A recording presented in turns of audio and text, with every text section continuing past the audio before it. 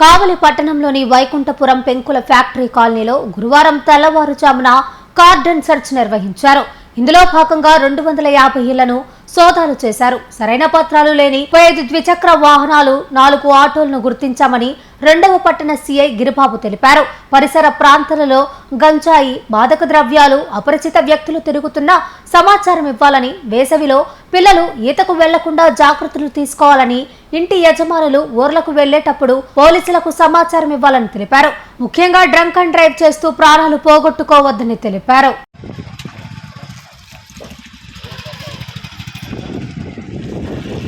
కావలి పట్టణంలోని వైకుంఠపురం పెంకుల ఫ్యాక్టరీ కాలనీలో గురువారం తెల్లవారుజామున కార్డన్ సెర్చ్ నిర్వహించారు.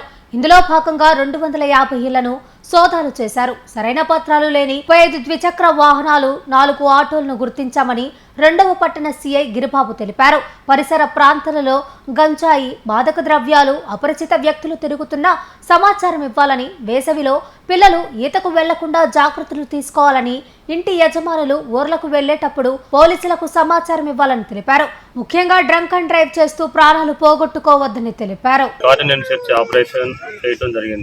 దీనిలో భాగంగా మా పోలీస్ డిపార్ట్మెంట్ నుంచి ఒక 35 మంది పార్టిసిపేట్ చేయడం జరిగింది. సుమారుగా 250 ఇళ్లు తరువుగా చెక్ చేయడం జరిగింది. దానిలో భాగంగా ఒక 35 బైకులు, ఒక 4 ఆటోలు రికార్డ్స్ లేని తీసుకురావటం, వాటిని సరైన ఆధారాలు చూపిస్తే, వాటికి రికార్డ్స్ చూపిస్తే వాటిని వదిలేస్తాము. దాంతోపాటుగా ఈ గంజాయి కానీ, మారక ద్రవ్యాలు ఏమైనా, లిక్కర్ కానీ అటువంటివి కానీ నమ్ముతుంటే సమాచారం పోలీసులకు ఇవ్వాలి. అటువంటి ఏమి మాకు ఎటువంటి కనిపించలేదు. దాంతోపాటుగా కొత్త వ్యక్తుల సమాచారం కూడాను ఎప్పటికప్పుడు పోలీసులు తెలియజేయాలి. కొత్త వ్యక్తులు వస్తూ ఉంటారు, పక్కింటి వాళ్ళకి రావచ్చు, పక్కింట్లో రావచ్చు, లేకపోతే సంచరిస్తూ ఉండొచ్చు గ్రామంలో. అటువంటి సమాచారాన్ని కూడాను పోలీసులకి వెంటనే 112 కాల్ ద్వారా తెలియజేయాలని కోరుతున్నాము. అట్లాగే పిల్లలు, స్టూడెంట్స్, చిన్నపిల్లలు ఈతకి వెళ్తూ ఉన్నారు, స్విమ్మింగ్కి వెళ్తూ ఉన్నారు. సమ్మర్ సీజన్ కాబట్టి అవి కూడా కంట్రోల్ చేయాలి. వెళ్ళకుండా కొంచెం పేరెంట్స్ కొంచెం వాళ్ళని కంట్రోల్ చేసుకుంటూ ఉండాలి. ఆడపిల్లల విషయంలో కూడాను కొంచెం జాగ్రత్తలు శ్రద్ధ వహించాలి. దొంగతనాలు జరుగుతూ ఉంటాయి కాబట్టి అటువంటివి కూడాను బయటకు వెళ్ళేటప్పుడు ప్రతి ఒక్కరు కంపల్సరీగా పోలీసులు సమాచారం ఇచ్చేసి ఏదైనా ఊళ్ళకి వెళ్ళేటప్పుడు ఇవ్వాలని కోరుతున్నాం. దాంతోపాటుగా ఇక్కడ ఎక్కువ యాక్సిడెంట్లు జరుగుతూ ఉన్నాయి. యాక్సిడెంట్లు, డ్రంక్ అండ్ డ్రైవింగ్ చేయటం వల్ల ఎక్కువ యాక్సిడెంట్లు కూడా జరుగుతూ ఉన్నాయి కాబట్టి కంపల్సరీగా అందరూ హెల్మెట్ కంపల్సరీగా వాడాలి. దాంతోపాటుగా తాగి డ్రైవ్ చేయకూడదు. ముందు తాగి డ్రైవ్ చేస్తే వాళ్ళకి, వాళ్ళ ఫ్యామిలీకి ఇబ్బందులు జరుగుతూ ఉంటాయి కాబట్టి కంపల్సరీగా డ్రంక్ అండ్ డ్రైవ్ చేయకుండా ఉండాలని మేము కోరుకుంటున్నాము. ప్రతి ఒక్కరు వెహికల్ రికార్డ్స్ కంపల్సరీగా మెయింటైన్ చేయాలి, పోలీసులకు సహకరించాలని కోరుకుంటున్నాం.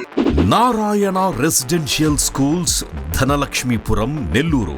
ఆంధ్రప్రదేశ్ 10th ఫలితాల్లో రికార్డులను తిరగరాస్తూ మరే విద్యా సంస్థ అందుకోలేని ఎత్తులో విజయకేతనం ఎగురవేసింది నారాయణ రెసిడెన్షియల్ స్కూల్స్, ధనలక్ష్మీపురం, నెల్లూరు.